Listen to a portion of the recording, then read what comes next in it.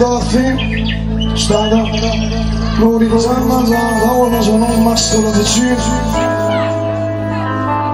Gülzar yanaydı mı? Ayçak balığı var burada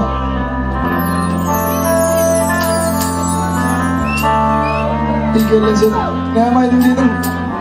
Beni de ya Hadi ayıp benim Ağlasın Okurduk ya da attım öyle Sonra da aydı Amardım bunu İyi de orada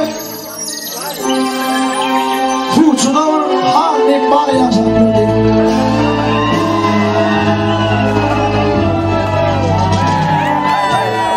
Kolay Kıvatını İlatını orada yansılı edip Elinden gelen konunu edip Yaşam gören bari Bırakın Oğlan şefimizin oğlan hila oturur Buyudan full çekip gelen bir Azayip bir de böyle şuttur diye Ay hem hallak bacan durmasın Böylece kıyın oraya mı? İkisi oğlu var iken O da 12 yaşlı sağladı Yatıyla aşık bulup ruhunu giden bay Öğlenemez seni dinleyen öyle yaşından utanıp Halkın gefinden vurumenden çekinip Kamrayla batıp yerin bay Bugün kelerine fikir ettim Gel oğlum alayım Üyümden bir yer çıktım Ardımda oraya teğmin Yakıyla Havsunu uğratıp durdum Baydım havsu yerine hile vuruyor Bit bolar mı dik Hile gene tabi Kirlen brağlı olur Bay hemiyede unden tuy yedim Hile adı Gülcan'mış Onların adı Manzan'mış Hocamın yaşları Karaca'ya fazladılar diye Manzan 12 yaşlı çağla Bibin yanına bağlamamışsın diye Noktayan vuruştu aşçı oyna otur diye Onu oynap yatıp kalktır diye Gülcan hem kurtayan affından Ter talta bir sağızı mutlak yatır diye Ay ben bana giyindim şu olma Benim sonunda sağa verdi Men bir kara manlayım Men bir bahtiyatan bir akıl alacak Aya vakit tüyüne varam Bir beş kelime bir aylar oldu diye Böyle vakit Yani bir kapı kolaydım Gülcan Ocağımla Baktığımla Bizden yadıgar var Fazla oğlanlar Şurayla bir anaydım var diye Televizyon canı sağ olun Yerince gelip televizyon gelip Televizyona kırma dedi Ölüyse canı sağ olun Gel